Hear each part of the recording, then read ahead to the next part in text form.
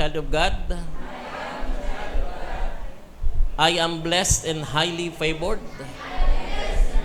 I am Charito. Batiin mo ang katabi mo ng dalawang thumbs up. You are Charito. I am Charito. Amen. Hallelujah. Amen. Praise God. Palakpakan natin ang Diyos. Tayo'y makakapuna. Sige po, mapuna po tayo. Isang mapagpalang umaga sa inyong lahat. Nandito yung ating mga kapatid na galing pa ng Pandi. Ilan kayo lahat? Isang jeep sila. Okay. A-attend sila mamaya ng ating recital, evangelism concert. Okay. Purihin ang Panginoon. Bali, sa Pandi ngayon ay walang gawain. Okay. Nandito tayo lahat. Parang ito na yung ating first Sunday of the month. Okay. Purihin ang Panginoon. So, mamaya ay may concert tayo. Purihin ang Panginoon. Yung ating mga mga walang talent dati. Ngayon nagka-talent. Okay. Ilalabas sila mamaya. Purihin ang Panginoon. Panunoorin natin. Tingnan natin kung sino yung magkakalat. Hallelujah. Okay. Wala naman. Praise God, praise God. Okay, purihin ang Panginoon. So, patuloy na ang gawain ng Panginoon ay pinalalago ng Diyos. At salamat sa Diyos sapagkat muli ay may pagkakataon tayong makinig ng kanyang salita. Siya nga pala, next month ay anniversary na doon sa Pandi. Advance. Okay, purihin ang Panginoon. May guest speaker tayo doon. Talo pa dito sa main. Okay. Anyway, tayo po ay dumako sa salita ng Diyos ngayong umaga. Basahin natin ang Biblia. Mula sa aklat ng Mateo, Kapitulo 6, verse 33. Matthew 6:33, English version, ESV translation. But seek first the kingdom of God and His righteousness. In all these things will be added to you. Sa Tagalog, Mateo 6:33, ASND translation. Sabi po dito, kaya unahin ninyo ang mapabilang sa kaharian ng Diyos at ang pagsunod sa kanyang kalooban at ibibigay niya ang lahat ng pangangailangan ninyo. Amen po ba? Palakpakan natin ang Diyos pagbasa ng kanyang salita. Alam niyo po ba na ang verse nito ay sikat na sikat sa mga Kristiyano? Ikalawa ito sa John 3:16, kung hindi ako nagkakamali. Ang John 3:16 ang pinakasikat na talata sa buong Biblia.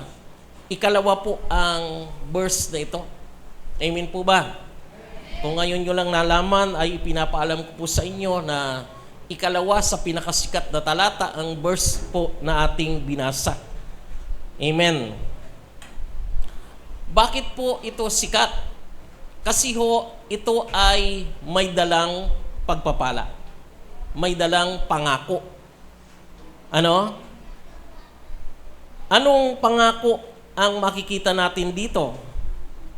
Una, na kung uunahin mo daw na hanapin ang kaharian ng Diyos at ang kanyang katuwiran, ito yung pangako, ipagkakaloob ng Diyos ang lahat ng pangangailangan mo. Sino po ang may pangangailangan ngayon? Lahat kayo may pangangailangan. Ikalawa, na kung uunahin mong pagharian ka ng Diyos, kasi yung unang translation, may mga konting, tawag dito? Paraphrase. Kaya kinuha natin yung translation ng ESV translation sapagkat sakto po ito. Okay? Sa Tagalog version ay may maraming yung unang sinabi ko kanina na kung uunahin mong hanapin ang kaharian ng Diyos at ang kanyang katuwiran ay ipagkakaloob ng Diyos ang lahat ng pangailangan. Ito po ay nasa King James Version. Pagdating naman sa Mabuting Balita Translation, kung uunahin mo daw na pagharian ka ng Diyos at uunahin ang kanyang katuwiran, idaragdag ng Diyos sa iyo ang pangailangan mo sa buhay na ito. Amen. Ito po ay interpretasyon ng nakararaming Kristiyano. Literally, tama naman po ito kung titingnan natin. At noong tayo po ay hindi pa nasa full grace, ito din po ang aking pananaw. Kaya lang, ito po ay hindi lumalapat pagdating sa grace ang pinag-usapan. Hindi po ito ang pananaw ng full grace. Kasi po, ano po ang implikasyon nito kapag ganito ho ang ating interpretation? Una, na ang paghahari ng Diyos sa buhay ng isang tao ay dapat mong pagsumikapan. Amen. Nasusundan niyo po ako. Ikalawa, na ang katuwiran ng Diyos para mapasa iyo ay dapat mong paghirapan. Tama ba? Okay. At ang ikatlo, na ang pagpapala ng Diyos para makamtan mo ay dapat ma-meet mo ang dalawang requirements na ito. Dalawang kondisyon na pagsisikap sa sarili mong sikap para makamtan mo ang blessing ng Panginoon. Kaya ito po ay taliwas sa itinuturo ng the whole New Testament. Okay? At taliwas din ito sa pagiging sa kahulugan ng charito. Kanina i-declare natin ang charito. So taliwas ito kasi ang ibig sabihin ng charito ay blessed in highly favored. Pinagpala ka na at pinabura ng Diyos. Okay? Ang word na charito ay 2 beses lamang binanggit sa New Testament. Una, kay Mary, na ina ni Kristo, nung siya ay ibalita ng anghel sa kanya na siya ay magdadalang tao at siya ang magiging ina ng Panginoon, tinawag siya ng anghel na charito, blessed in highly favored. Ikalawa, binanggit niya po ito sa atin na mga mananampalataya. Lahat ng mananampalataya, para sa atin yung word na charito. You are blessed and highly favored. Amen? Ngayon, kung susundan po natin ng argumento ng karaniwang interpretation ng maraming Kristiyano doon sa Matthew 6:33, ito po ay hindi tumutugma. Kasi hindi ka pa pinagpala Pagpapalain ka kung mamimit mo ang dalawang requirements. Ano yon? Pagharian ka muna ng Diyos at ipamuhay mo ang kanyang katuwiran.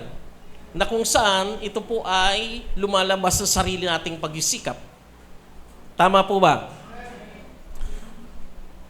Sa bagay, ito po ay binanggit ng Panginoon sa mga taong under the law of Moses nung kanyang panahon. Nung pumarito ang Panginoon, hindi pa yun ang kabuuan ng New Testament teaching sapagkat hindi pa siya namamatay. Amen? Hindi pa siya namamatay sa cross ng Kalbaryo. Kaya ito ay para sa mga taong under the law of Moses. Sila ay nasa ilalim ng lumang tipan, Old Covenant, kaya tama ang interpretasyon kapag ganon ang usapin. Kaya tama naman yung interpretation ng maraming Christian sapagkat literally talagang bago ka pagpalain ng Diyos ay dapat magsikap ka munang pagharian ng Panginoon at mamuhay ayon sa kanyang katwiran. Amen po ba? That is Old Testament pattern. Okay?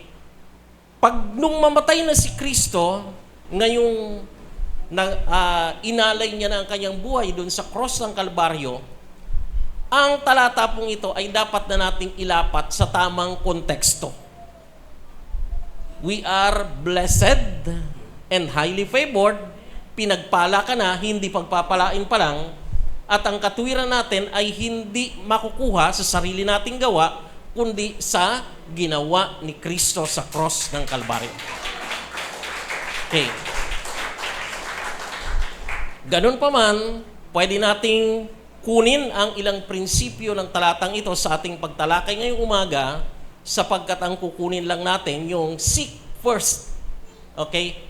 Unahin, hanapin muna.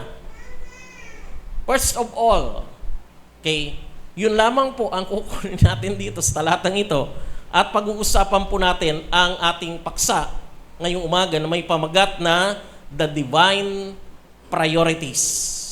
Okay? The divine priorities. Ang banal na mga prioridad. Okay. Amen po ba? Divine priorities. Yung word pong priority comes from the word prior. Means the fact or condition of being regarded or treated as more important. Yung po ang ibig sabihin ng priority. Galing sa salitang prior. Kung baga, ang prior ay ina-apply pagka yung, halimbawa, may gagawin ka, bago mo pagawin, o prior to that, ganon ang ibig sabihin ng prior. Bago ang lahat. Okay? So ito po ay ang katotohanan o kondisyon na ipinapalagay o itinuturing na bilang mas mahalaga. Pinakamahalaga, importante, priority. Okay. Do you get that? Okay. So ngayon, pag-usapan muna natin kung ano ba yung mga karaniwang prioridad ng karaniwang tao dito sa mundo. Ang tinutukoy ko ay yung mga hindi Kristiyano, mga karaniwang tao na nabubuhay sa mundo.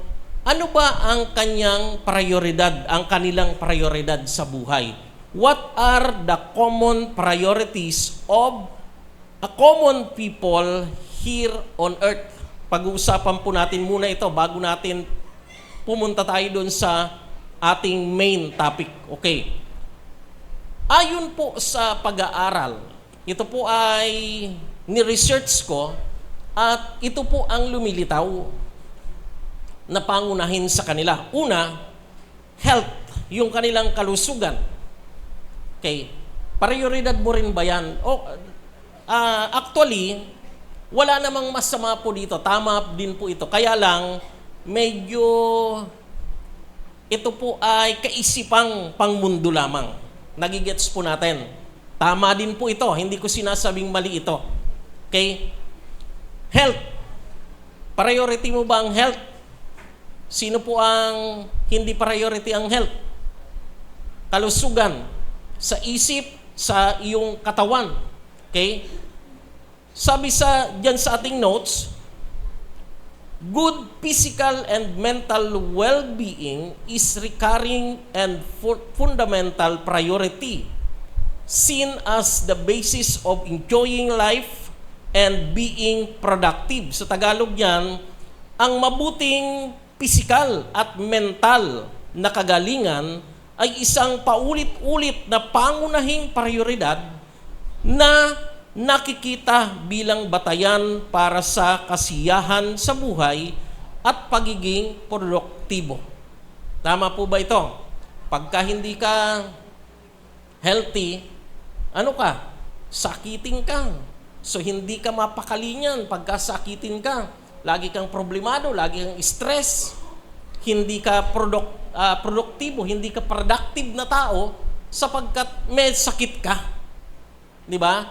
Kaya kahit marami kang pera, kung ikaw ay may sakit, kasi sa ibang pag-aaral, ang priority daw ng tao ay pera kagad. Hindi po. Kasi kahit may pera ka, kung may sakit ka naman, di ba, meron akong kilalang tao, pastor ito, sabi niya sa akin, nung magkita kami, nung nagsisimula pa lang ako sa ministry, at wala akong kapera-pera.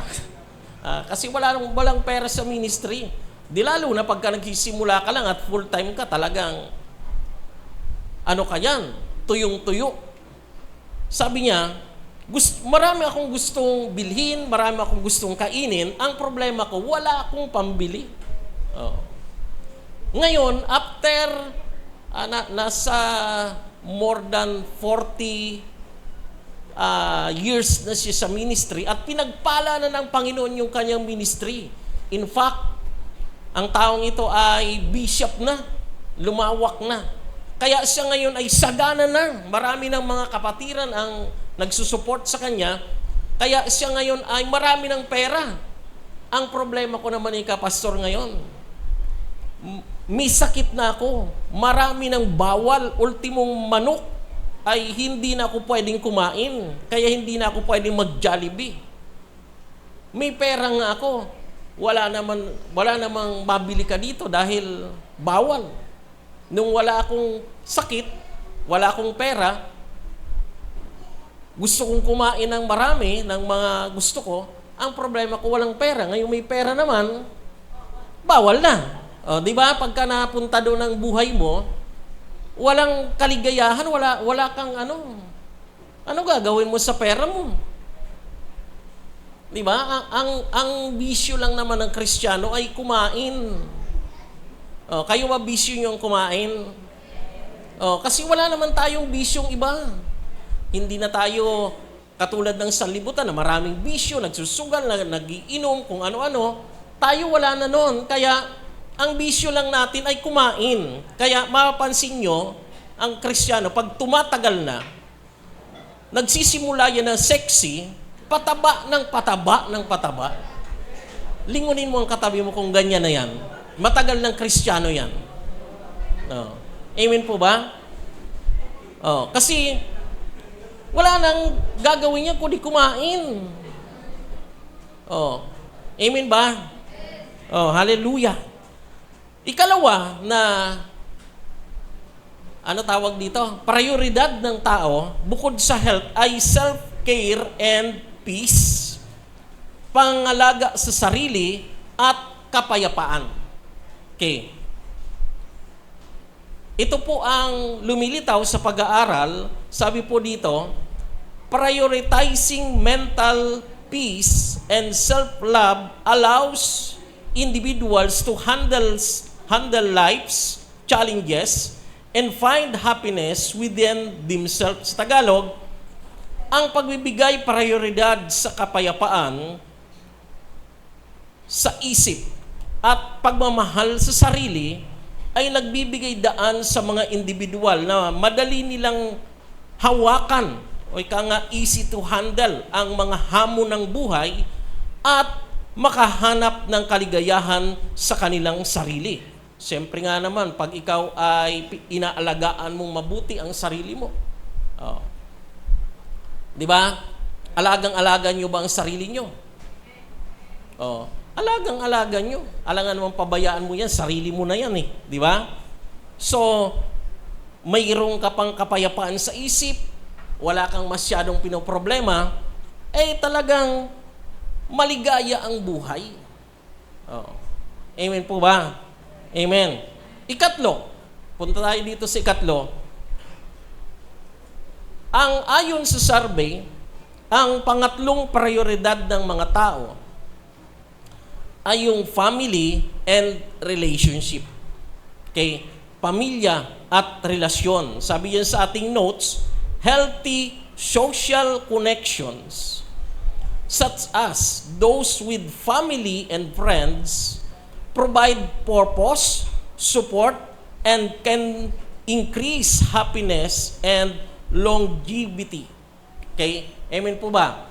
Sa Tagalog niyan, ang malusog na mga koneksyon sa lipunan tulad ng pamilya at mga kaibigan ay nagbibigay ng layunin, suporta, at maaring magpataas ng kaligayahan sa kahabaan ng buhay. Amen po ba? Kapag ka ang nasa paligid mo, ang pamilya mo at mga kaibigan ay suportado ka. Di ba masayang buhay yon? Kaysa yung mga tao sa paligid mo ay puro kontra sa iyo. Sino po nakaranas dito na maski pamilya mo, kontra sa iyo?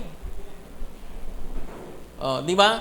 Pagka ganun ang buhay, wala ka nang ginawa noon na parang ang nasa isip mo, parang lahat ng gagawin mo na lang ay mali kasi bawat sabihin mo, may kumukontra sa iyo.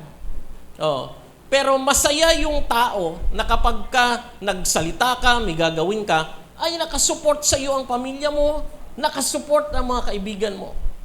Tama ba? Hello? Masaya po yun.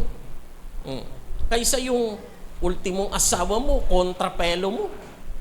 Di ba may mga ganong buhay? Asawa mo na lang na pinakamalapit dapat sa iyo at pinakasupportive, yan pa yung tiga-kontra. Wag ho kayong mag-aasawa kung kayo binata at dalaga. Wag kayong maghahanap ng taong kukontrahin ka lagi. Pero dapat tama naman yung ginagawa mo para hindi ka kontrahin. Kaya lang naman ang iba na kukontra kasi nga mali ang diskarte din naman talaga. Pero pagka tama naman, maganda naman yung plano, walang ginawa ito kundi kumontra, pambihira. Di ba? Ang sama ng buhay mo, hindi ka masaya. Ikaapat na prioridad ng mga tao ay itong sabi ng ibang survey, ito daw yung priority. Pero sa aking pag-research ay pang-apat lang ito. Ano po yung pang-apat? Financial stability. Katatagan sa pang-pinansyal. Amen po ba? Sino po dito ang matatag na sa pinansyal? Meron po ba? Yung bang ang pera mo hindi natitinag na. Inalagay mo sa dingding, idinikit mo, hindi na matitinag yan. Kaya yan ay financial stability na ako. Okay? Wala naman pong ganon. Kapag kami pera ka, natural, gagastusin mo yan. Pag kami pera ang tao na hindi gumagastos, ay hindi magandang kasama sa buhay yan. Pag nagkapera, ayaw gastusin, ano yan? Normal lang po na pag kami pera, gastusin. Kaya sabi ko nga yung mga laging nag-iipon, okay lang po yun. Mag-ipon kayo ng konti-konti lang. Hindi yung lahat ng kita mo, iipunin ko to, iipunin. Wala tayong bigas. Akin na pera mo, hindi iipunin ko to. Pambihira. Pangit yon. Okay, sabi dito sa ating notes, secure finances are often a priority, providing a sense of independence in reducing stress, which contributes to a better quality of life. Ang matatag na pananalapi ay kadalasang prioridad na nagbibigay ng pakiramdam ng kalayaan at pagbabawas ng stress na nag-aambag sa isang mas mahusay na kalidad ng buhay. Tama po ba ito? Pag stable ang iyong finances, minus stress ito. Wala ka ng stress sa di ba? Ang financial stable, pag pumasok yan sa isang grocery, hindi na yan tinitingnan yung price. Dampot lang yan ng dampot kung ano kailangan niya. Lagay doon sa, tawag doon sa kariton na Oh, pushcard. Ano? Card? Bakit card? Carp. Okay. So, lagay lang ng lagay. Pero ikaw na stress ka sa pera, magkano kaya ito? Ay, mahal ito. Minsan nandun ka na sa counter, kulang yung budget mo, tinabi mo lahat.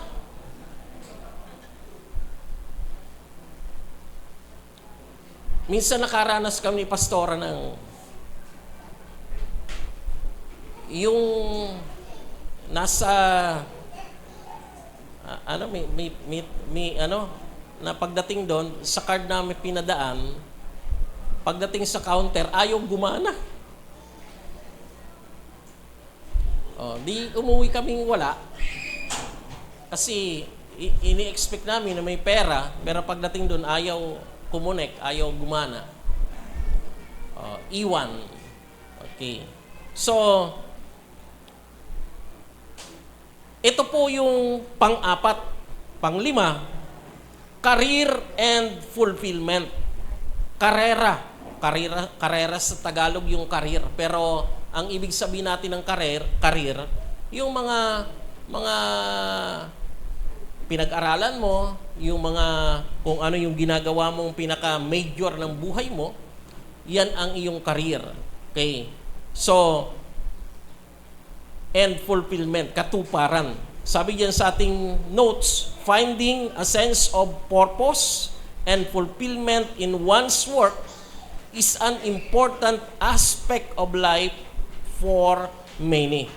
Ang paghahanap ng layunin at kahulugan ay katuparan sa trabaho ng isang tao ay isang mahalagang aspeto sa buhay para sa nakararami.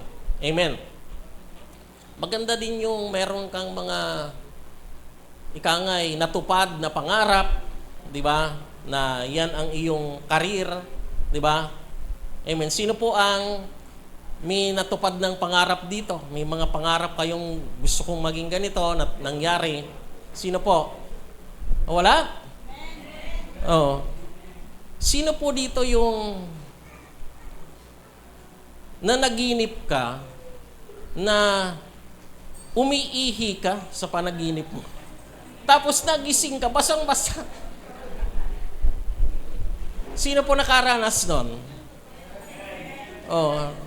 Alam nyo ba, ang tawag po doon ay dream come true.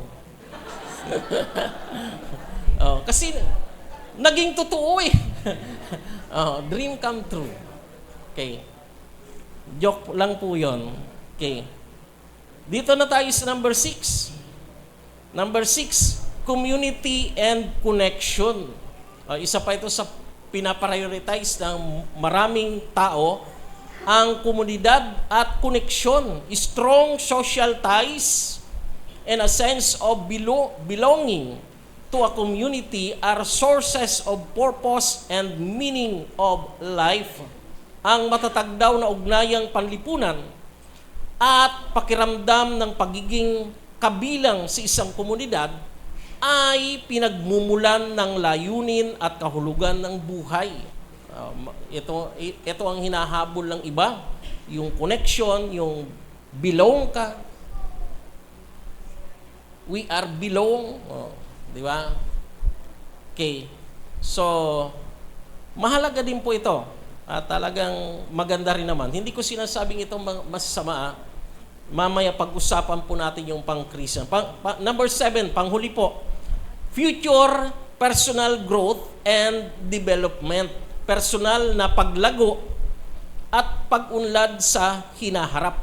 Okay. Sabi sa ating notes, continuous learning, self-improvement, and personal growth are valued for enhancing one's capabilities and understanding of the world.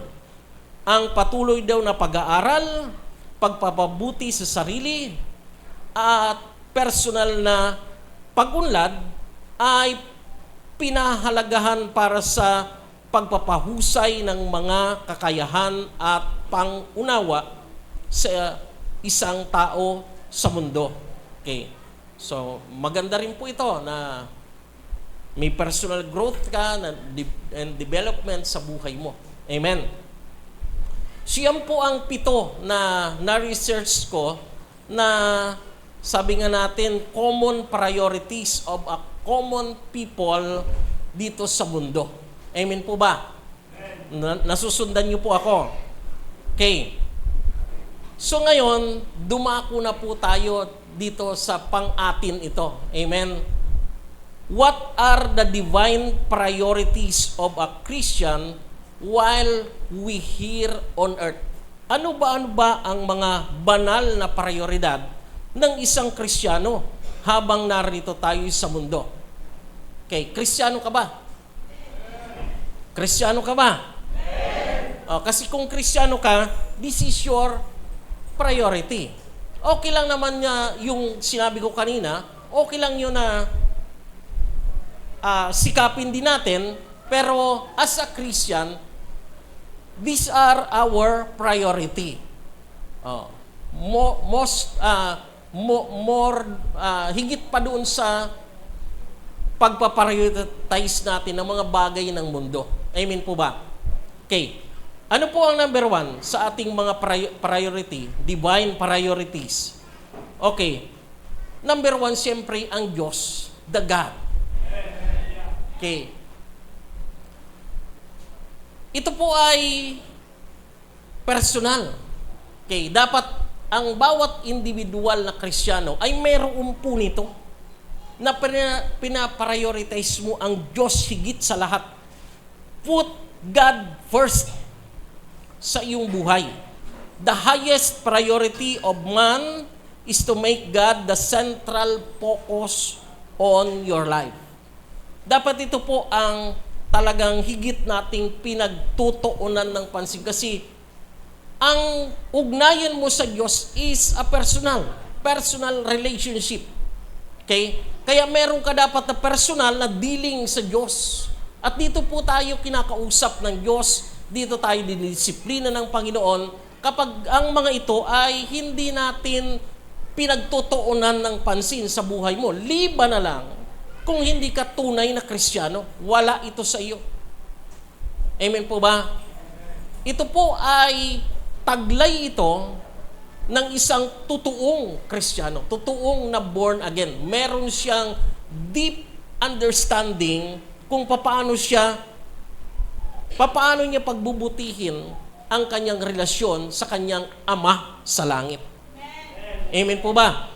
Okay. Matthew 6:33, ito na nga yung talata natin. Sabi dito, but seek ye first the kingdom of God and His righteousness. Okay? So what does it mean? Okay, pag-usapan po natin kung anong ibig sabihin ng but seek first the kingdom of God and His righteousness. Ito po ay context na nung ang Panginoon ay mamatay na sa cross ng Kalbaryo.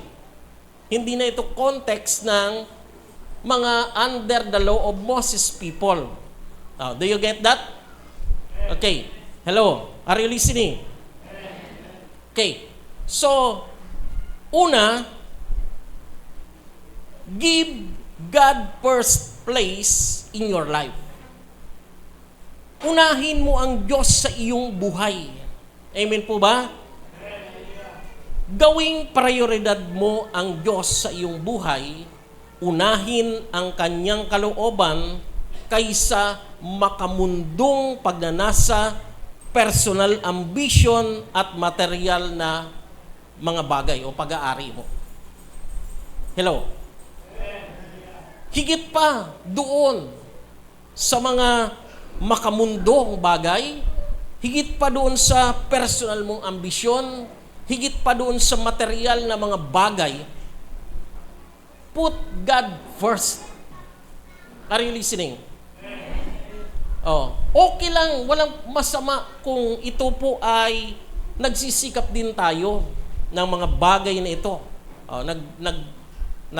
Nag-strive ka sa iyong ambition, kung gusto mo kung ano ang karir mong tatahakin, walang masama doon.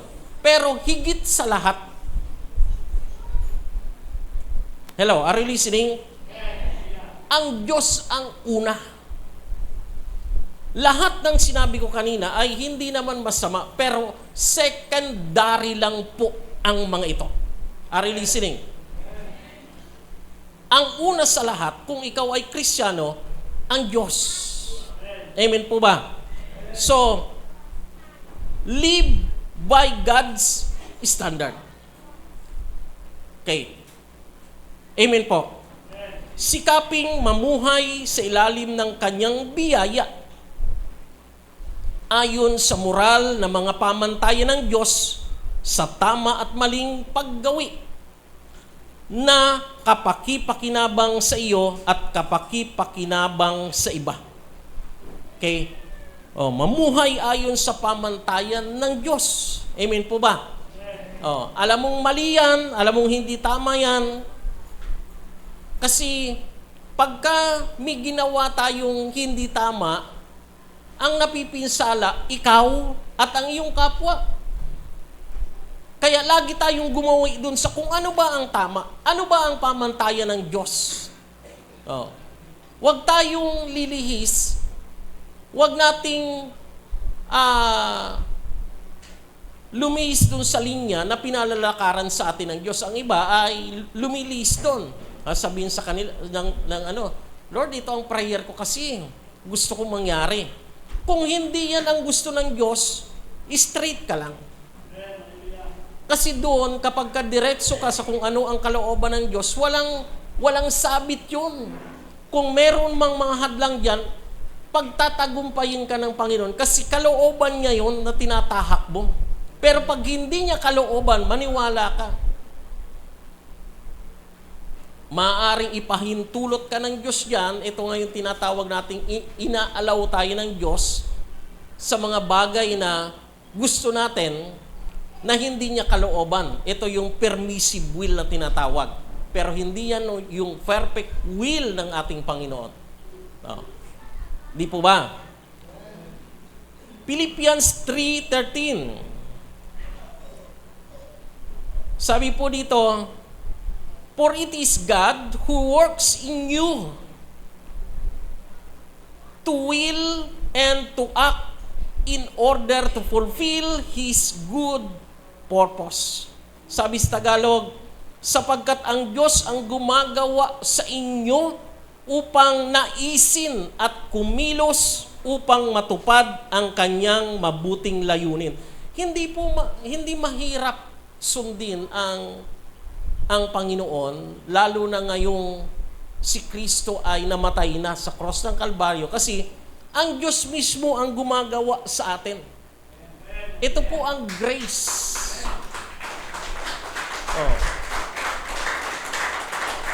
Hindi mo magagawa ang will ng Panginoon kung hindi ka bibiyayaan ng Diyos.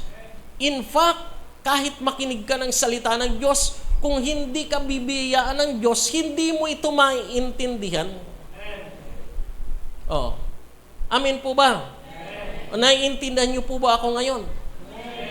Binibiyayaan kayo ng Diyos. Dahil kung hindi kayo biyayaan ng Diyos, hindi mo maiintindihan itong sinasabi ko. Amen po ba? Ang Diyos ang gumagawa sa atin upang naisin, yung i-desire mo na gawin ang kalooban ng Diyos, ito po ay grasya ng Diyos sa atin.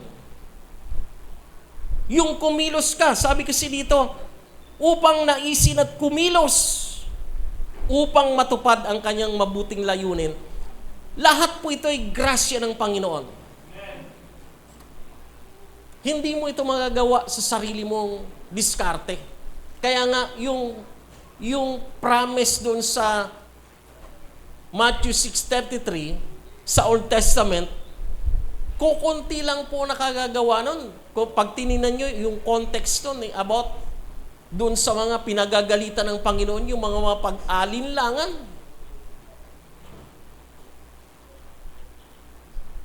Nag-aalinlangan sa Diyos. Ano kaya kakainin namin? Ano, dadamitin? Di ba? Sabi ng Panginoon, kung yung ibon ika hindi nagtatrabaho, hindi sila nag-iimbak ng pagkain, pero pinakakain ika ng Diyos. Kung ang bulaklak ika sa parang na hindi sumisibol ika sa umaga at paghapon ay tuyo na, pinararamtan ika ng Diyos. Kayo pa kaya ika, kay liliit ng inyong pananampalataya, sabi ng ating Panginoon. Kaya, yung conclusion doon, itong Matthew 6:33, na kung uunahin mo na pagharian ka ng Diyos, mapabilang sa karya ng Diyos, ito na yung context sa panahon natin. Kung uunahin mo na mapabilang ka, ibig sabihin ay tatanggapin mo muna si Kristo para mapabilang ka sa kanyang kaharian, sasampalataya sa kanya, yung kanyang katwiran na yun ay si Kristo na rin yun, ibibigay sa iyong katwiran, todas na, di po ba?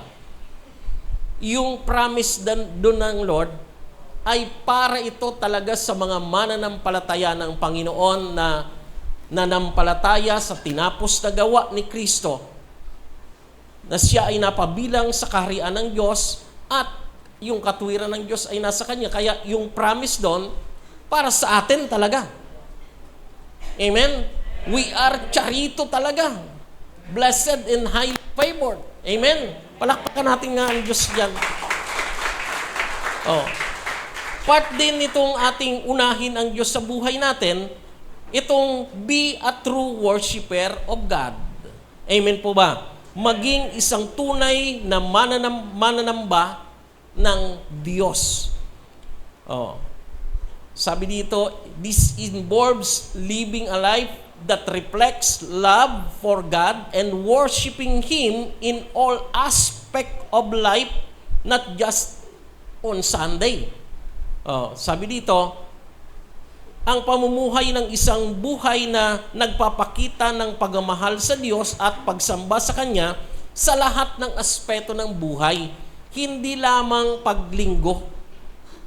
Amen po ba? Minsan tayo ay linggoy ka, tayo ay sumamba sa Diyos. Isang maliit na bahagi lamang ng iyong buhay ang pagsamba paglinggo.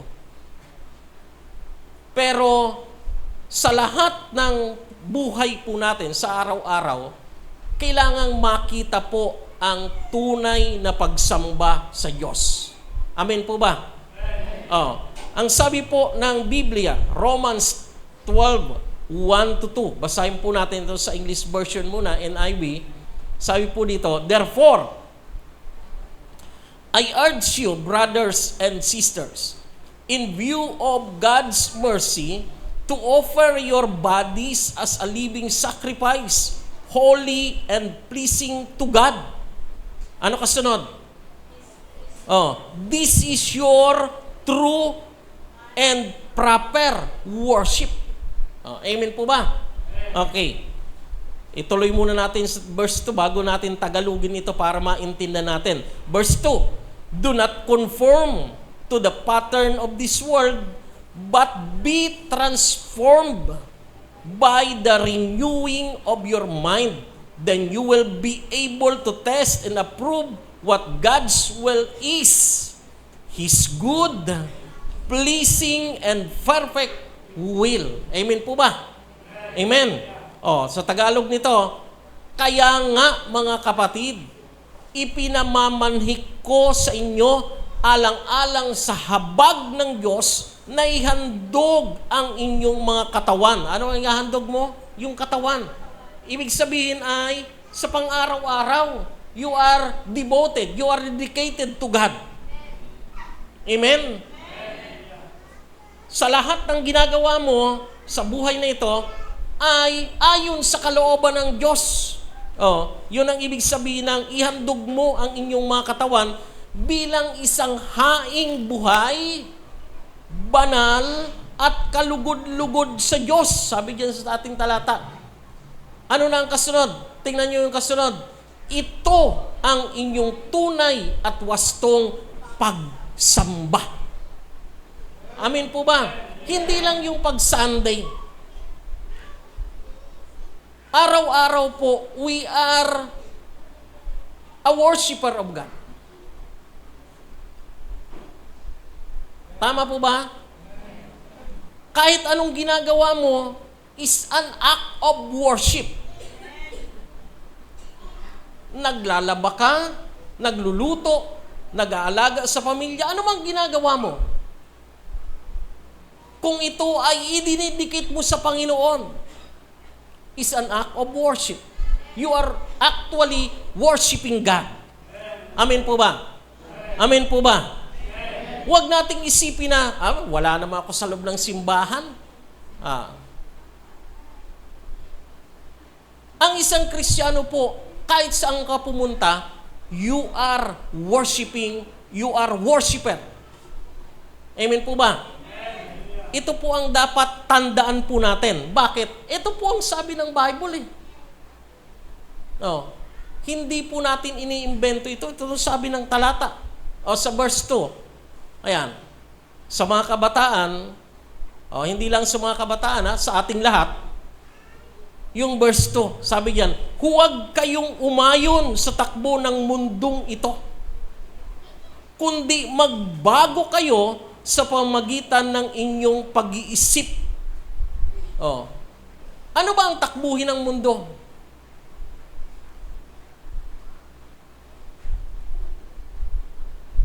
Di ba paglayo sa Panginoon? Di ba mga bagay na hindi kalooban ng Diyos, mga bagay na labag sa kalooban ng Panginoon? Yung maglakwat siya, nag-aaral, naglalakwat siya. Yung nagsisinungaling sa magulang, makahingi lang ng dagdag na baon. Ano pa? Kunwari may pupuntahang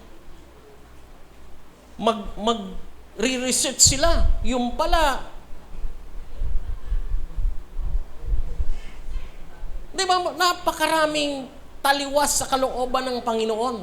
Yung hindi mo lang pagsunod sa magulang mo, pagsagot-sagot mo sa magulang mo, hindi yung kalooban ng Diyos.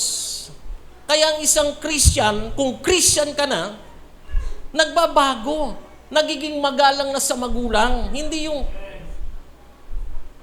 mababait sa ibang tao pagdating sa magulang, kung makasinghal, akala mo sila, ipinanganak mo siya. Hindi, ikaw ang ipinanganak nila. Kaya ka nabuhay sa mundong ito dahil sa kanila. Kung pinabayaan ka noong maliit ka pa, pinadedic ka na ng lason at hindi ka na nabuhay, wala ka. Ngayong malaki ka na, isasagot-sagutin mo sila, ay naku, sarap sa kalinon.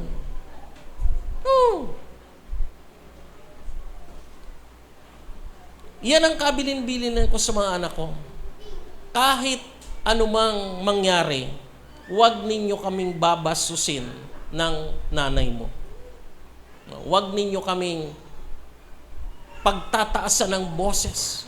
Huwag ninyo kaming pagdadabugan. Doon ako po galit na galit. Nahamon yung aking pagkatatay kapag ginagawa sa akin ng anak ko yun.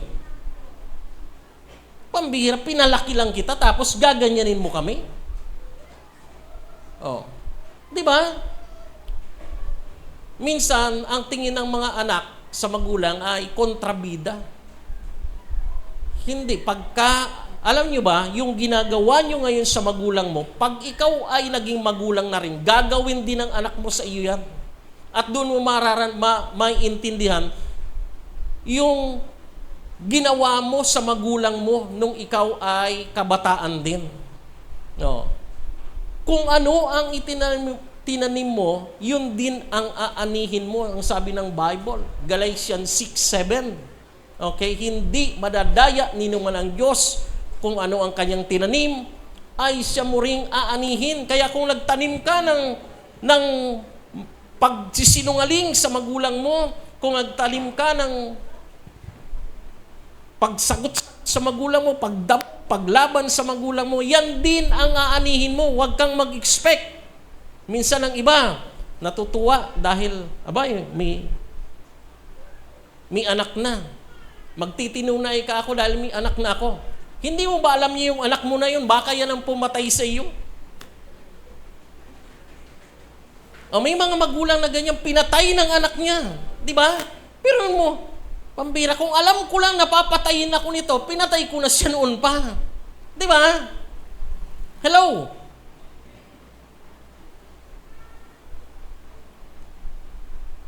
Bakit nangyayari yung ganon? Kasi yan din yung kanyang ginawa sa magulang niya. Oh. Kung ano yung tinanim mo sa magulang mo, kung hindi ka masunurin pagka nagkaasawa na at nagkaanak, lahat ng ginawa mo sa magulang mo, aanihin mo yon. At higit pa doon. Higit pa doon. Kung sagot-sagot lang ginawa mo, baka yung anak mo, sasampaling ka pa. No. Pag dinanas mo yan, doon mo maiintindihan ngayon yung magulang mo noon. Iiyak ka na lang. Kaya pala. Yung nanay ko noon, ganito. Oh, wala na. Lipas na. Hindi kasi sila naturuan ng mga ganyang mga kabataan pa lang. Kaya mapalad kayo noon na nakaka-attend sa ganitong mga fellowship. Sapagkat naririnig ninyo ito para maiwasan ninyo. Amen po ba? Para maiwasan ninyo. Di ba? Oh, nasa na tayo? Ituloy natin. Oh, huwag kayong umayon sa takbo ng mundong ito, kundi magbago kayo sa pamamagitan ng pagbago ng inyong pag-iisip. Oh, yung babaguhin mo, yung iyong pag-iisip, kasi pag yung pag-iisip ang nabago, lahat sa iyo magbabago. Di ba? Pag ito ang kinonek mo sa Diyos, lahat ay magbabago. Oh, pero kung ang kinonek mo lang sa Panginoon, yung ano lang, halimbawa, yung paa mo lang. Attend ako ngayon, kasi linggo. Attend ako sa cell group. Oh, paa lang, kinonek. Hindi ito. Oh, wala yan. Pag uwi niyan, tanungin mo, ano ba natutunan mo? Nakalimutan ko. Ano ba tinuro ng cell group leader ko? Walang natutunan. Kasi palang kinonek sa Panginoon. Nagigets niyo ako, mga kapatid? I-connect mo ito. Intindihin mo ang salita ng Diyos, ang itinuturo sa iyo, ipamuhay mo ito para magkaroon ng resulta. Are you listening? Amen. Okay. Sumunod, under pa rin itong ano na to, God first, yung Panginoon, develop godly character in spiritual growth. Okay. Paunlarin ang makadiyos na karakter at spiritual na paglago. Choose to live according to God's standard and will, developing a righteous, godly character. Piliin na mamuhay ayon sa pamantayan at kalooban ng Diyos na bumuo ng isang matuwid at makadiyos na pagkatao. Amen po ba? Oh. 2 Peter 3:18. But grow in the grace and knowledge of our Lord and Savior, Jesus Christ. To Him be glory both now and forever. Amen. Okay. Sa Tagalog yan, lumago, ngunit lumago sa biyaya at kaalaman ng ating Panginoon at tagapagligtas na si Jesucristo. Sa Kanya ang kaluwalhatian ngayon at magpakailanman. Amen. Okay. Lumago po tayo. Okay. I-develop natin yung godly character. Magkaroon tayo po ng desire na lumago sa spiritual. Oh. At ito ay mangyayari lamang kung pinapasok mo dito at itinatanim dito. Okay. Pag umaten ka sa gawain, yung tainga mo ay nakikinig talaga. Kasi meron mga taong hindi nakikinig eh. Akala mo titig na titig sa'yo, hindi naman pala nakikinig. Oh. Iba po yung nakikinig talaga, yung attentive listener. Kaysa yung nakinig ka lang, labas sa kabilang tainga, pag uwi, walang natutunan, walang natandaan. Pero yung attentive listener, nakikinig na mabuti, tinatandaan at ipinamumuhay ang salita ng Diyos na kanilang napapakinggan. Amen? Okay. Ano yung una na priority ng mga Kristiyano? Ang Diyos, the God. Amen? Number 2, priorities of Christian. Habang nandito tayo sa mundo, ano po yon? Yung ating pamilya, physical family. Yung pamilya natin, yung iyong pinagmulan. Lahat po ba dito ay may pamilyang pinagmulan? Hindi ka yung parang napulot lang sa ibabaw ng tain ng kalabaw. Putok sa buho ang sabi ng iba. Wala naman. Wala namang kwento na ikaw napulot lang kita sa tain ng kalabaw eh. May mga ganong history ng buhay. Hindi niya alam kung sino ba pamilya ko. Lahat tayo may pamilya, amen. Okay. Family is our second priority because family is the first institution established by God beside church and government. Kasi tatlo po ang institusyon na itinatag ng Diyos. Pamilya, unang-una. Ikalawa, church. At ikatlo, government. Kaya yung gobyerno po natin, tayong magpasakop sa ating gobyerno, hindi yung si kontra.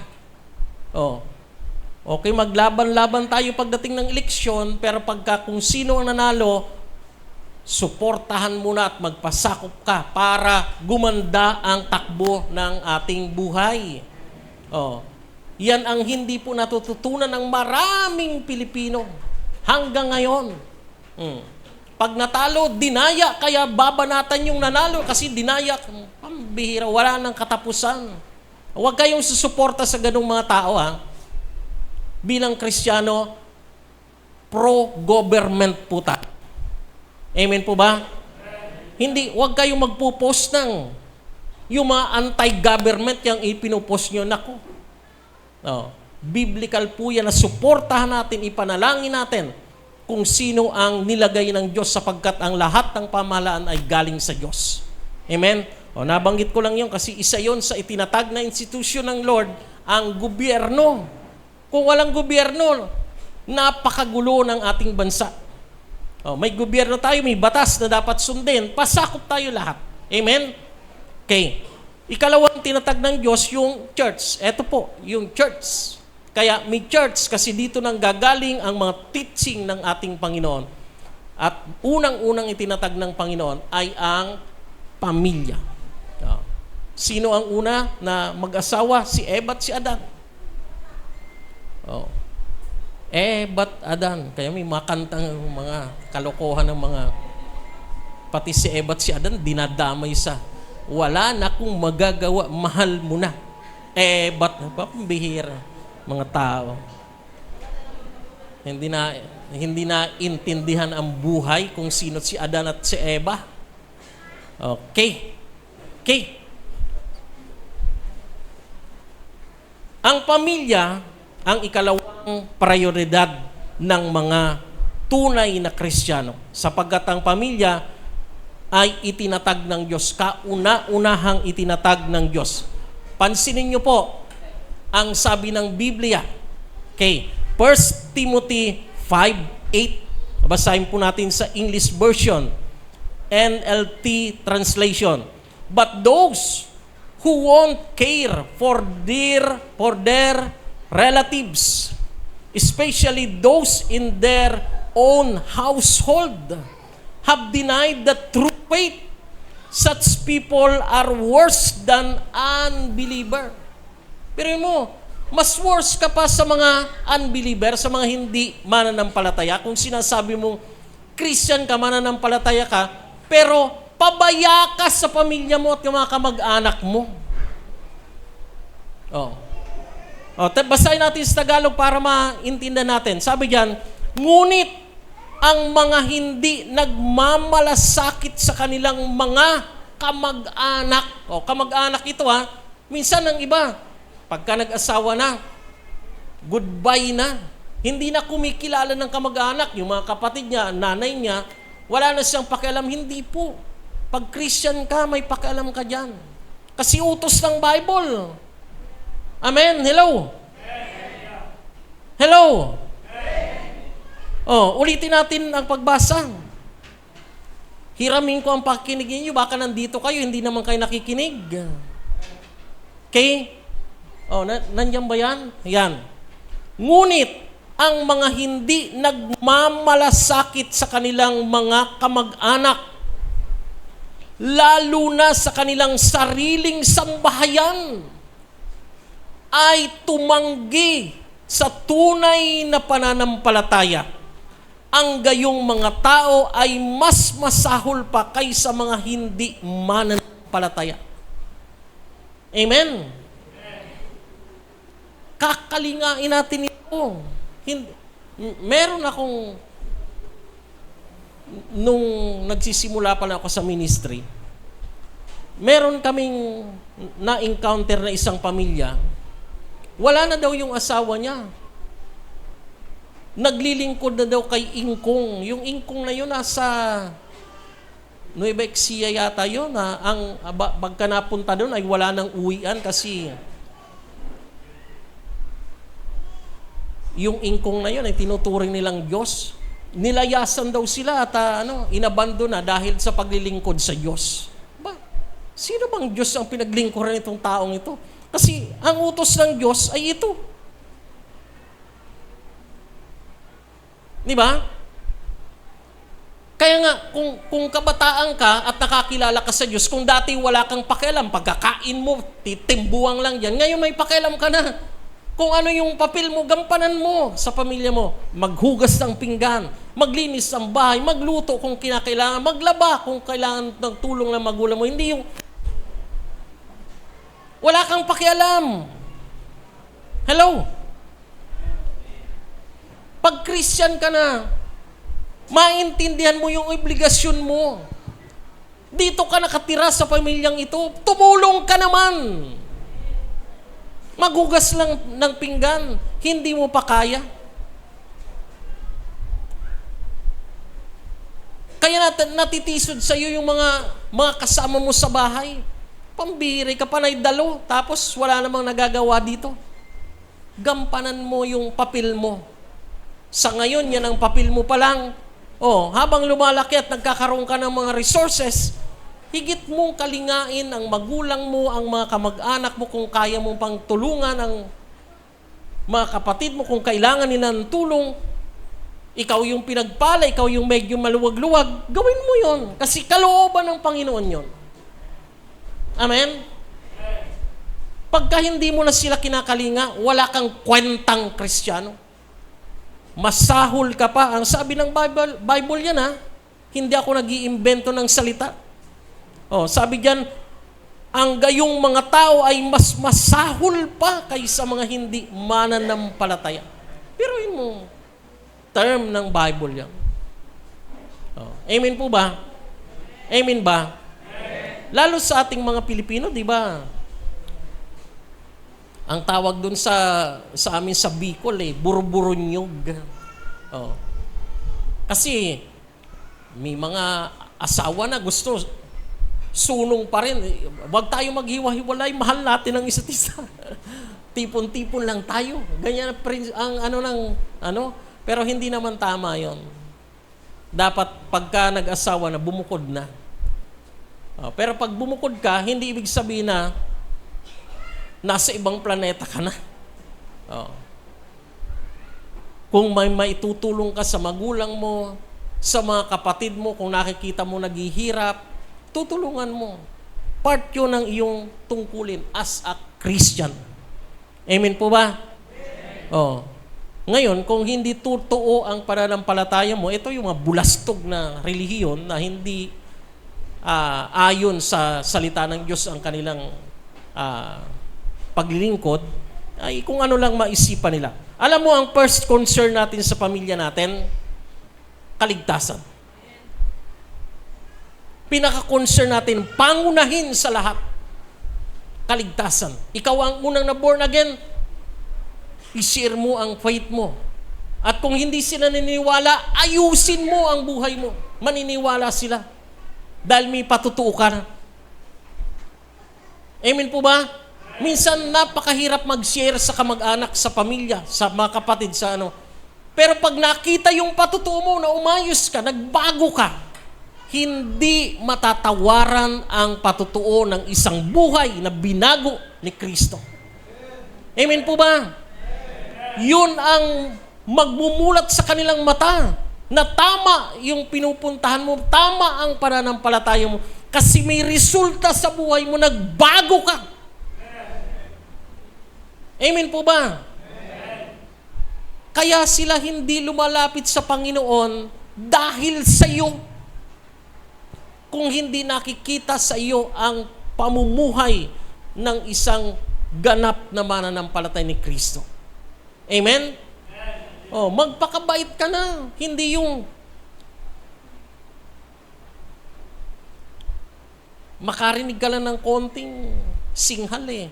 Mas matindi pa ang singhal mo. Pambihirang Kristiyano to. Oh.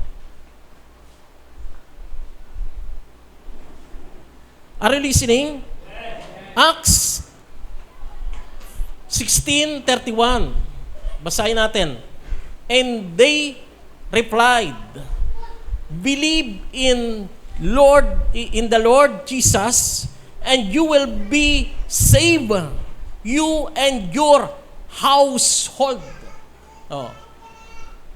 Sa Tagalog, sumagot sila.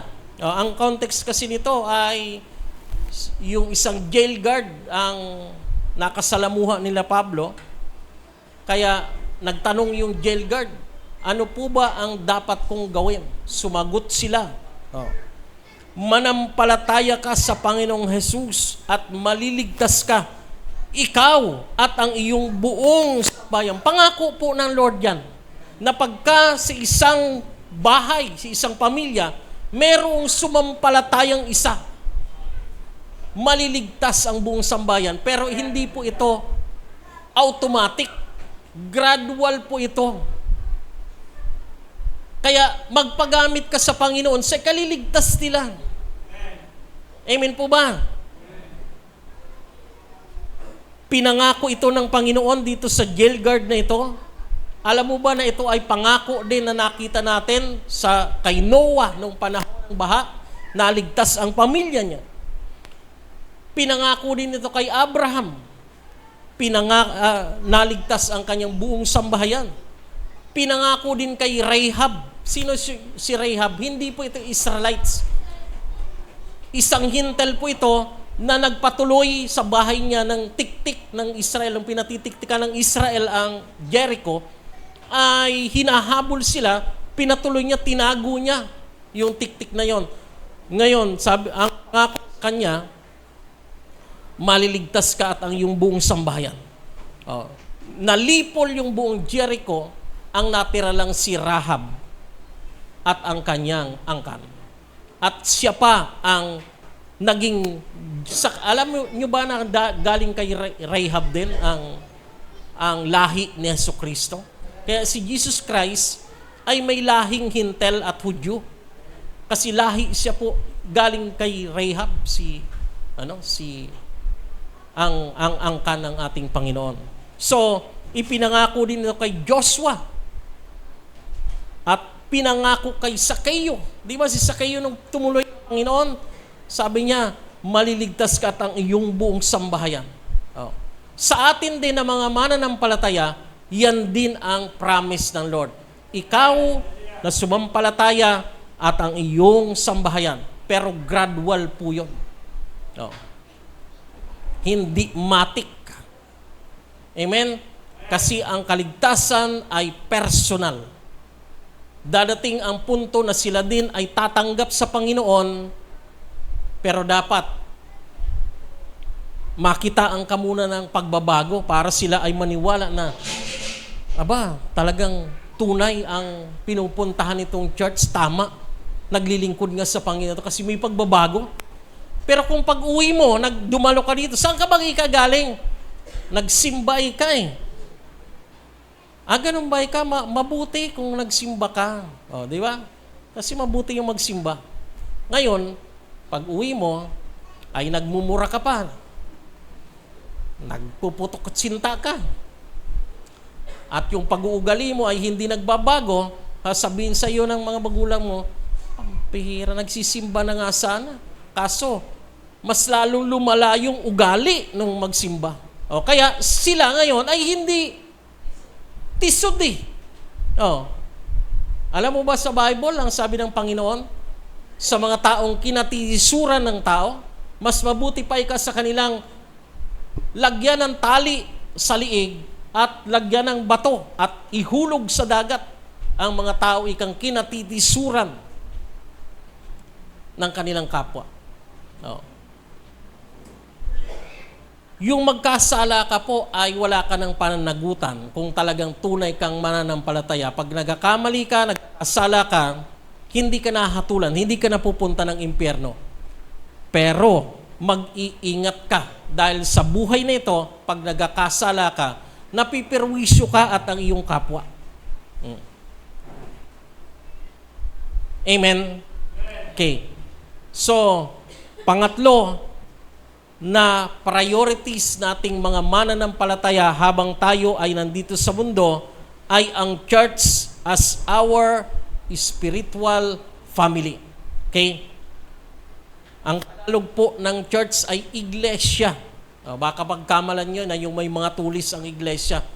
Kinuha lang po nila sa Bible yun pero hindi nila nagigets kung ano ang iglesia. Ang iglesia ay sa English ay church na ito po ay ang ibig sabihin nito ay binubuo siya ng mga mananampalatayang individual. Kaya nga, doon sa mga nakakaintindi, pag binanggit ang church o iglesia sa Bible, ay hindi capital letter I ang gamit. Ibig sabihin, hindi siya proper noun. Ano ang gamit ng iglesia sa Bible? Ito po ay common noun. Na pwedeng angkinin ng bawat individual, I am a part of the Church of God kasi sumampalataya ko sa Panginoon. Individually, pwede itong angkinin kasi common noun, pagka proper noun, tama ang iglesia na sila lang ang maliligtas. Hindi proper noun ang word na church sa Bible. Kaya hindi nila pwedeng angkinin na sila lang yon. Ang iglesia ay lahat ng tao sa mundo na tumanggap kay Kristo, part of the Church of God. Amen po ba? Para lamang sa kalinawan ng bawat nandito sa ngayon. Okay, ang iglesia bilang spiritual na pamilya. Church as spiritual family. Okay, the third priority for us as believers is the church. Because it is our family in the Lord or spiritual family. Marami hong talata ang nagsasabi po sa Biblia na tayong mga mananampalataya ni Kristo Jesus ay sambahayan tayo ng Diyos. Okay? Amen po ba? We are family. Sabihin mo sa katabi mo, kapamilya kita. Kung papaanong may pamilya ka, di ba, yung pamilya mo, kanina binanggit natin, mahalaga ito, na diyan ka isinilang, kaya kami pamilya kasi doon ka nagmula, doon ka nag-originate, ipinanganak ka ng magulang mo, may pamilya ka rin sa spiritual. Ngayong ikaw ay anak na ng Diyos, ito po ang pamilya mo sa spiritual. Kaya ang tawagan natin ay brothers and sisters. Amen po ba?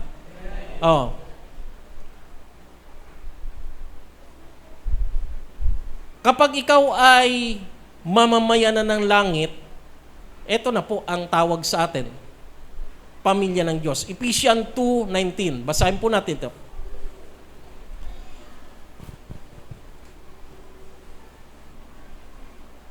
Consequently, you are no longer and strangers, but fellow citizens with God's people and also members of His household. Okay? Amen po ba?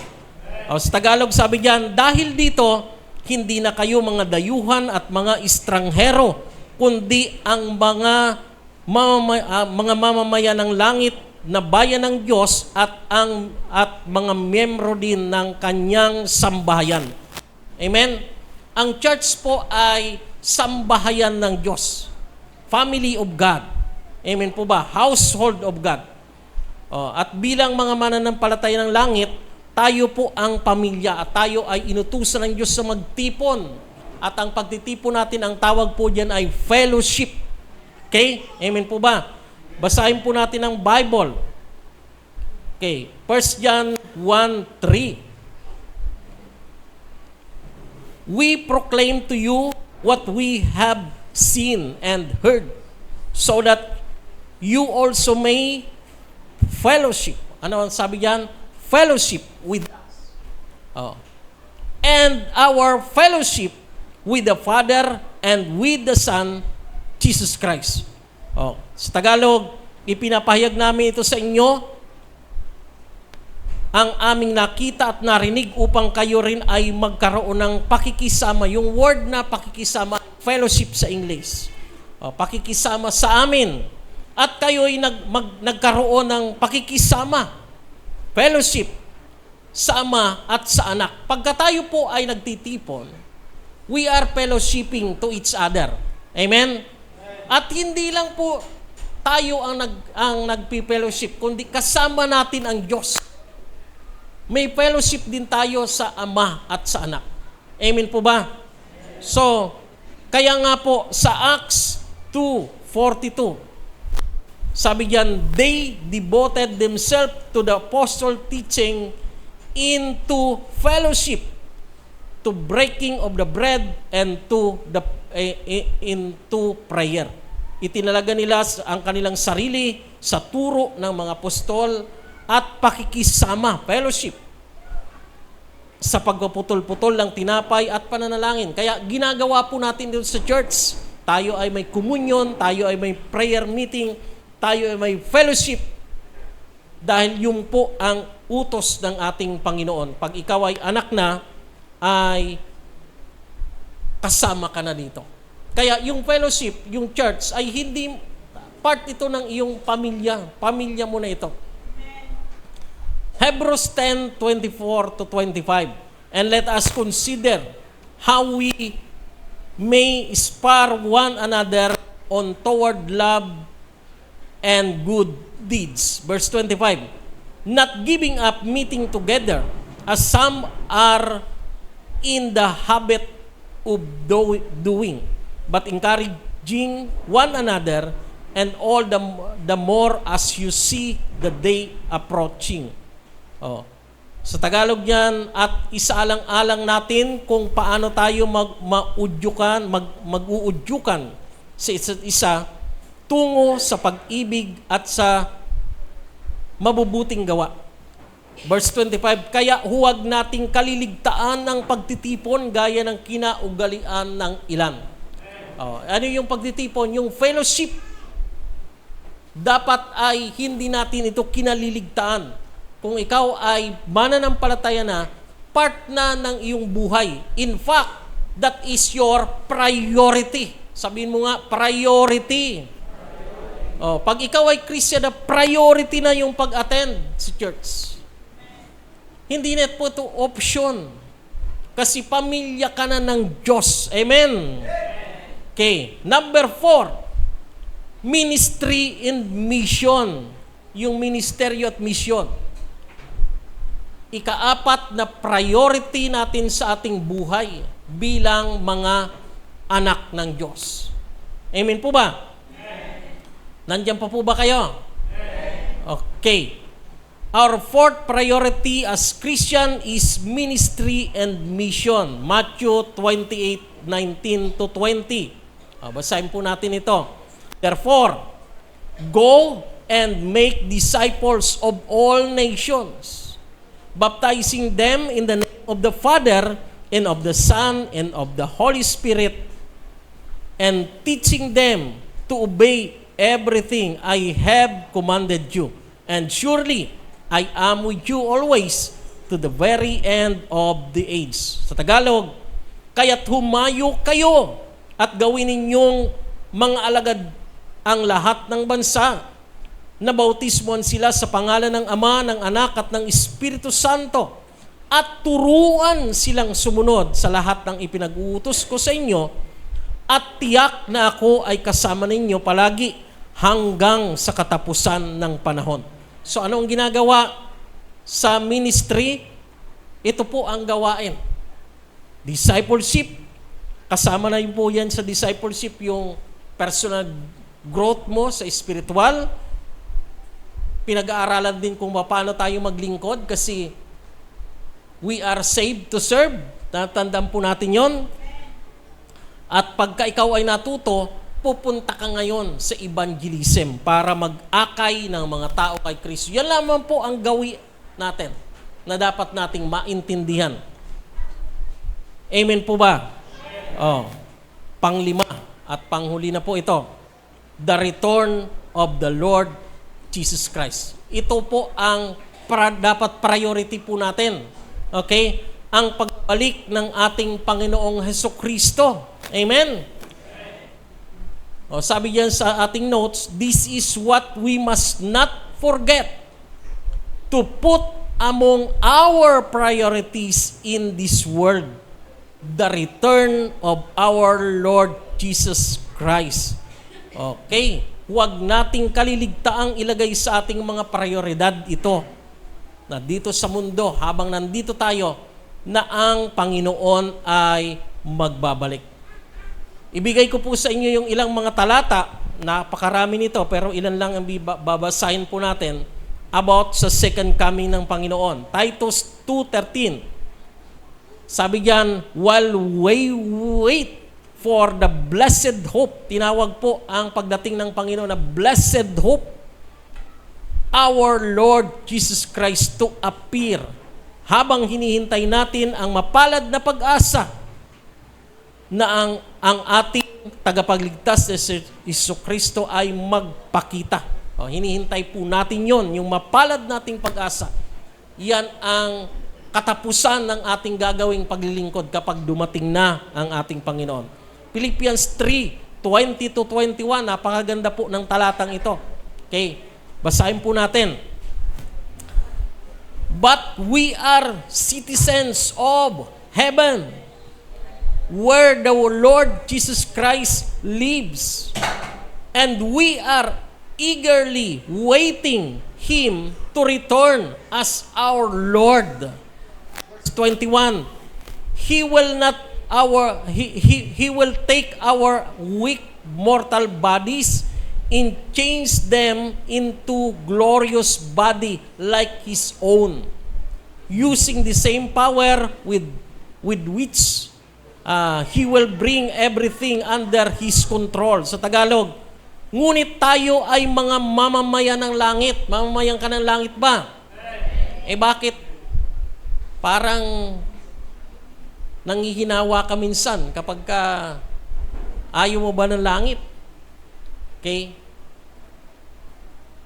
Bakit tayo minsan ay naiinip? Okay. Sabi diyan, kung saan nakatira ang ating Panginoong Hesukristo, tayo mamamayan daw ng langit, hindi tayo mamamayan ng lupa. Amen? At sabik tayong naghihintay sa Kanyang pagbabalik bilang ating tagapagligtas. Amen po ba? Sabi sa verse 21, kukunin niya ang ating mahihinang mortal na katawan at papalitan ang mga ito ng maluwalhating katawan gaya ng sa Kanya. Amen? Kaya kung ano ang katawan ng ating Panginoon, magiging ganun po tayo. Glorified body ang tawag po doon. Sabi diyan, gamit ang parehong kapangyarihan kung saan isa sa ilalim niya ang lahat sa Kanyang pamamahala. Sa pagbabalik ng Panginoon, kukunin niya tayo in rapture at babaguhin ang ating katawan, papalitan ng katawang panlangit. Amen. Hinihintay po natin ito anytime. Okay? Anytime ay pwedeng maganap ito. Sa Facebook ay may mga lumilitaw na sabi ay September 23 ang rapture. Pero ito po ay hindi accurate kasi ang Bible ang nagsasabi, walang nakakaalam ng kanyang pagbabalik. Amen? Maging ang mga anghel sa langit, hindi alam. Ito po, sabi ko nga, ang sabi ni Bishop Emmy, lahat ika ng signs sa second coming ay nagaganap na. Pero puro yung rapture, walang sign ito, kundi ang pagtunog ng trompeta.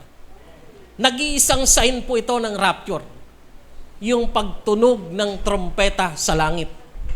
Yun ang kaisa-isang sign ng rapture. Yung pagbabalik ni Kristo, lahat ng palatandaan ay nakikita na natin na ito po ay nagaganap. Pero ang rapture, isa lang ang sign. Pag nadinig mo ito, wow, eto na. Lahat ng mananampalataya ay aalisin dito sa lupa at sasalubungin natin ang Panginoon sa langit. At doon ay bibigyan tayo ng gantimpala sa lahat ng ating ginawa dito sa lupa mula nung tayo ay naging mananampalataya. Amen po ba? 1 Corinthians 1:7, hindi ko nababasahin kasi ano na ito, about second coming ito pa rin. Dito na po tayo sa life application. Amen. Okay. Ano po ang life application natin? Number 1, we are Christians. Christian ka ba? Christian ba tayo? We are Christians. Believers in the Lord Jesus Christ. And because of this, we have a new priority. Hindi na yung mga bagay ng mundo. Iba na ang priority natin. Amen? Itong mga binanggit kong ito, 5 po ito na priority natin. Okay? Sa Tagalog yan, tayo ay mga Kristiyano, mga mananampalataya ng ating Panginoong Hesukristo. At dahil dito, mayroon tayong bagong prioridad. Amen po ba? Yung binanggit ko kanina na priority ng mundo, okay lang naman. Hindi naman masama yun, pero secondary po yun. Our new priority, the divine priority, ito pong binanggit ko, 5 ito, at uulitin natin mamaya. Ngayon, ikalawa, what is your priority? Yung binanggit ko kanina, yan bang priority mo, yung mga bagay ng mundo? O itong binanggit kong 5 na priority ng mga Kristiyano? What is your priority? Kasi po, it reveals whether you are truly in Christ or not. Ito po ang nagpapahayag kung tunay ka nga kay Kristo o hindi. Kaya nakadepende po ito sa iyong priority. Kung ano ang priority mo, yun po ang nagpapakita, yun ang nagpapatunay kung kay Kristo ka nga ba o hindi. Kasi yung mga hindi kay Kristo, yung priority ng mundo ang kanilang ginagawa. But, if you are Christian, we have divine priority. At ito pong 5 ito, ang ating priority. Ano po yung una? Ang ating Diyos. Amen? Pangunahin natin yon na priority sa buhay. Ikalawa, yung ating physical body. Yung pamilya po natin, huwag po nating kaliligtaan. Kailangan pong maligtas sila. Ikatlo, ang ating church. Bakit itong church? Family. This is our spiritual family. Number 4, ministry and mission. Dapat part po tayo ng ministry and mission. Sapagkat dito po nagaganap ang discipleship and evangelism. At number 5, dapat i-prioritize natin na tayo po ay nananabik sa muling pagbabalik ng ating Panginoong Hesukristo. Hinihintay natin yon with eagerness sa ating buhay. Panginoon, dumating ka na. Dumating ka na. Ang 5 pong ito ang mga priorities natin na tinatawag nating the divine priority. Amen po ba? Ano po ngayon ang big idea sa ating pag-aaral? The big idea is, in Christ, we have divine priorities in life. Oh. Amen po ba? Ito po ba ang divine priority natin? Yan na rin ang priority mo. Nawa, pagkatapos natin ng mensaheng ito, ay i-apply na po natin yan sa buhay natin. Dahil kung hindi, malinaw na hindi ka kay Kristo kasi hindi siya priority mo eh. Amen? Okay, tayo pong lahat ay tumayo at tayo po ay manalangin.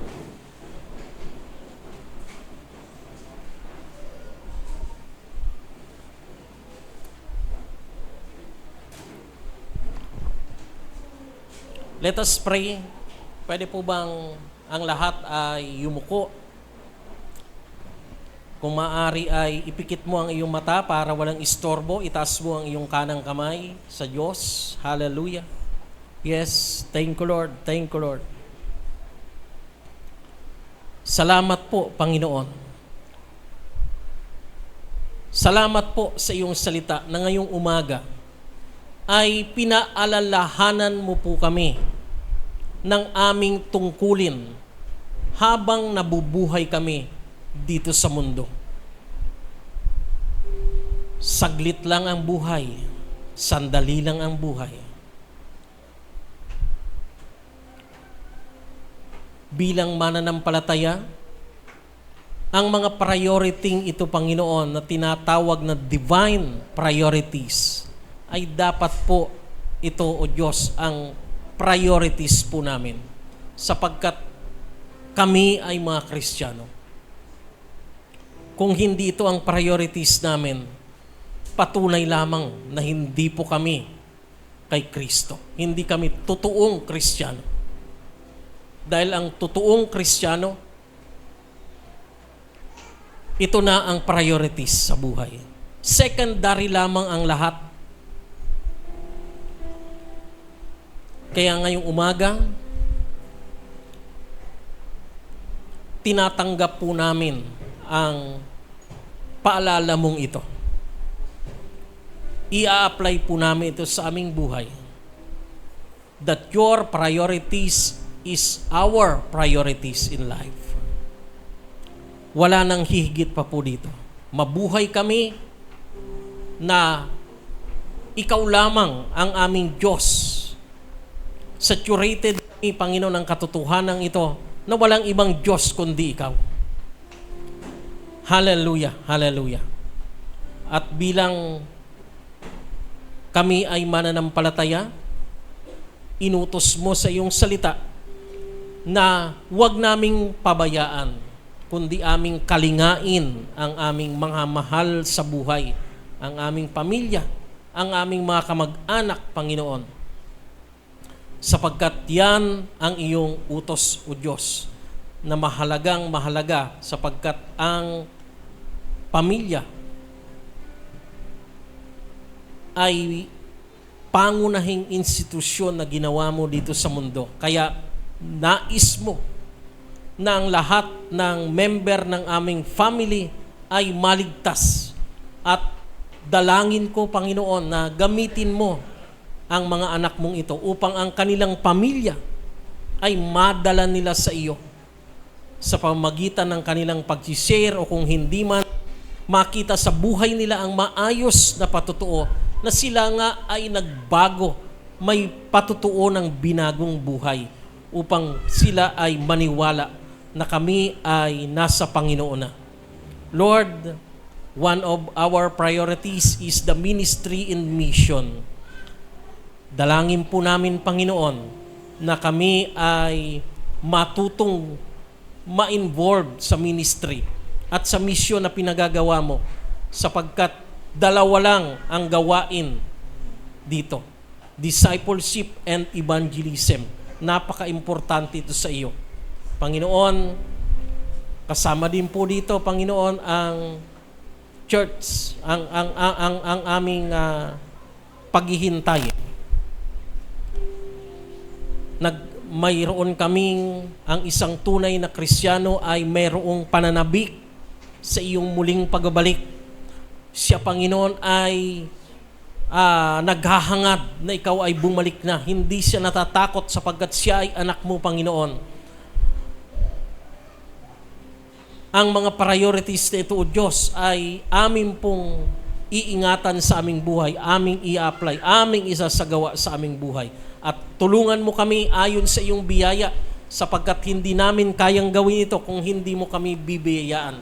Malinaw ang iyong salita na ikaw ay sumasa amin, kaya't ikaw ang nagbibigay sa amin, nag-uudyok sa amin upang gawin ang iyong kalooban. Kaya hindi po mahirap na gawin ang kalooban mo, ang 5 priorities nito. In fact, masayang-masaya kami, Panginoon, habang ginagawa namin ito. Hallelujah. Purihin ka, Panginoon, ngayong oras na ito. Dalangin ko, Panginoon, sa bawat isa na kanila pong naintindihan, kanilang na-gets ang application sa aming buhay dito sa 5 priorities na ito, Panginoon, na kami ay uuwi na hindi po namin kakalimutan ito. Ito ang ipapamuhay na namin bilang mananampalataya. Salamat po, Diyos, sa oras na ito at sa pagkakataon na ibahagi ang iyong salita sa aming kalagitnaan. Salamat po, Ama. Sa ngalan ni Kristo Jesus, ito po ang aming panalangin. Amen.